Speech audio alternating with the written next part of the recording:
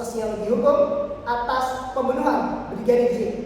Saya Galang Abu Akmal Sugianto selaku host. Saya Ali Wahida selaku host. Saya Yunita Ramadan Hatiwi sebagai narasumber. Saya Rizky Hidayat sebagai narasumber. Saya Muhammad Ali Mujadi sebagai narasumber. Saya Muhammad Hidayat sebagai narasumber. Saya Nasrul Huda sebagai narasumber. Nah, itu tadi adalah perkenalan dari kelompok kita, yaitu kelompok 3 yang akan membahas tentang kasus pembunuhan Brigadir J. Jadi menurut teman-teman semua, bagaimana sih kasus yang sebenarnya, tentang kronologi pada kasus ini? Saudara Nasrul, bagaimana pendapat Anda? Jadi kalau kronologinya itu terjadi di tanggal 7 bulan 11, tanggal 7 Juli 2022. Itu ada kericuan di rumahnya Ferdi Sambo. Yang terjadi itu antara Brigadir J sama Kuat Ma'ruf.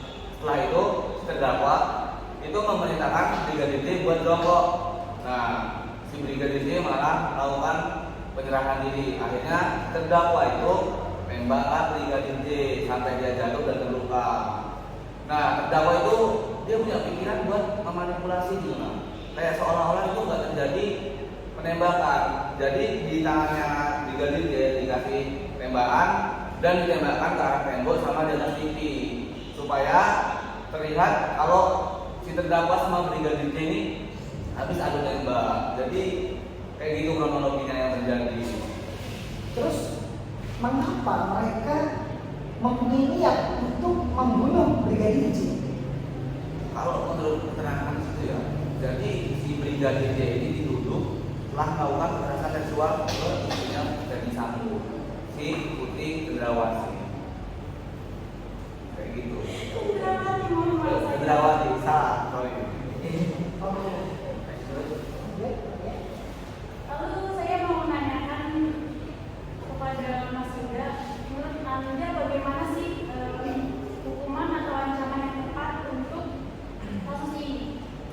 Ya, jadi dalam Kitab Undang-Undang Hukum Pidana Indonesia diatur dalam pasal 340 yang menyatakan barang siapa dengan sengaja dan dengan rencana terlebih dahulu menghilangkan nyawa seseorang diancam karena pembunuhan dengan rencana dengan pidana mati atau pidana penjara seumur hidup atau selama waktu tertentu paling lama 20 tahun. Jadi menurut Anda yang Hukuman yang setimpal atas ini, apakah itu cukup hanya 20 tahun? tahun penjara sedangkan dia sudah menghilangkan nyawa seseorang? Menurut Anda, pemahaman Anda sendiri? Jadi menurut saya hukuman 20 tahun itu cukup sepadan. Itu kita hormati, itu adalah pendapat dari saudara Yuda. Lalu selanjutnya saya mau bertanya kepada saudara Ali, bagaimana faktor sosial pelaku dan korban yang mempengaruhi pembunuhan Brigadir J? Menurut saya faktor sosial yang mempengaruhi pembunuhan Brigadir J ini antara pelaku dan korban, berbagai faktor menyebut seringkali menjadi daya penggerak bagi seseorang melakukan pembunuhan. Dalam kasus pembunuhan berencana, biasanya seorang calon pembunuh sudah mengetahui siapa calon korban yang akan dibunuhnya. Sedangkan di dalam kasus pembunuhan tak berencana, seorang membunuh orang lain karena adanya konflik emosional antara dirinya dengan calon korban. Konflik emosional digarai oleh sesuatu masalah yang tak bisa terselesaikan dengan baik. Jenis pembunuhan lain adalah pembunuhan bayaran, di mana seseorang menjadi pembunuhan bayaran karena ia memperoleh imbalan dari orang lain yang memberikan perintah untuk membunuh. Faktor pembunuh lainnya ialah pelampiasan dendam dari pelaku atau orang sekitarnya kepada sasarannya dan banyak faktor penyebab bagi seorang untuk melakukan pembunuhan. Terus bagaimana sih menurut teman-teman? Mungkin selanjutnya saya akan menanyakan kepada saudara Dunia.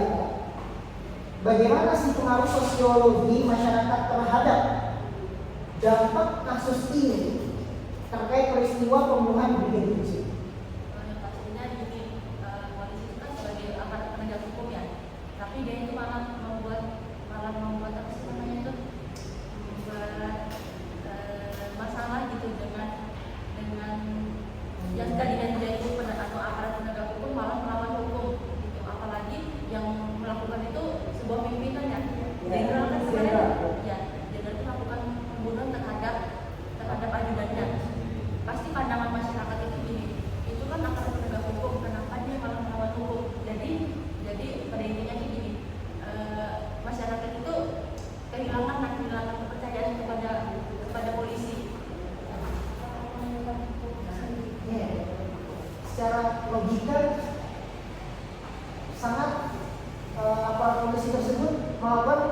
sebuah perilaku penyimpangan.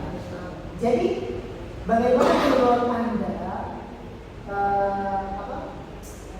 bagaimana cara polisi mengembalikan citra, daya citranya kembali? Bisa dipercaya lagi oleh masyarakat. Iya.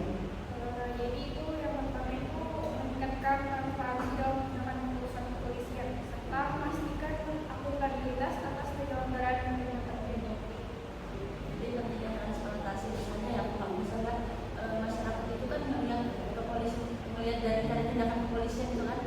Nah kalau misalnya ditutup-tutupin, kemarin aja ada drama kan, waktu penanganan pertama sebelum viral ya, viral itu kan kayak masyarakat itu percaya sama drama yang dibuat sama polisi tadi. Ya padahal setelah diusut-usut sekalinya kejadiannya itu nggak seperti yang pengakuan pertama itu. Jadi pentingnya transparansi terhadap Proses hukum. Ya, proses hukum itu Sangat diperlukan agar penegakan hukum yang ada di negara ini terus berjalan. Ya, mungkin juga perlunya pelatihan kepada pihak kepolisian ini ya, untuk secara berkala ya, untuk fokus terhadap etika profesional serta juga kepedulian terhadap hak asasi manusia. Kasus ini kan itu kayak menyimpang dari hak asasi manusia kan. Nah, juga polisi itu juga harus menaikkan lagi kinerjanya. Ya kan itu kan sebagai aparat penegak hukum seharusnya itu juga melindungi masyarakat. Oke, terus juga ini di bagian komunikasi ya, terus komunikasi terhadap penanganan hukum. Misalkan konferensi pers. Jadi begitu ya, bagaimana kasus Brigadir J ini jalannya kasus Brigadir J ini.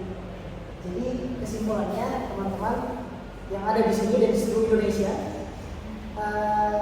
pelajaran yang kita dapat pada kasus ini sebagai penegak hukum, kita harus adil dalam menangani kasus-kasus yang ada. Jangan ada kasus-kasus yang tertutupi. Ini berbicara tentang hukum yang mana hak dan batil. Jadi pelajaran yang kita dapat miliki, jangan sekali-kali melakukan hal yang buruk, terutama dalam kasus ini adalah pembunuhan. Itu hal yang tercela dan sangat menyimpang. Mungkin itu saja materi yang kita dapat bahas pada kesempatan kali ini. Saya Galang Abiyama Sugianto pamit undur diri. Saya Alia Maulida pamit undur diri. Saya Mirta Andini pamit undur diri juga.